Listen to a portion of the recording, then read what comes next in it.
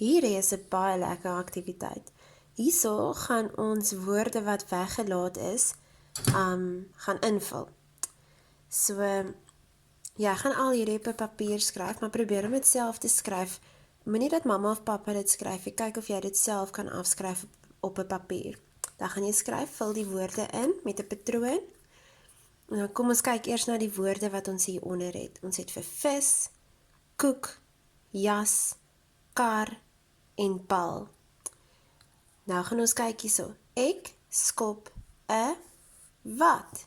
Nou moet jy mooi gaan dink wat daarin pas. Nou ek het vir jou, help jou nou 'n bietjie deur kleure te gemaak het wat jy kan sien waar wat gaan pas.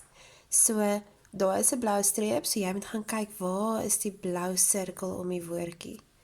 Ek skop 'n bal.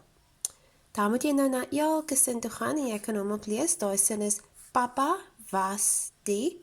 Nou moet jy mooi gaan dink. Is dit Papa was die vis, Papa was die koek, Papa was die jas, Papa was die kar of Papa was die bal? Mama bak 'n.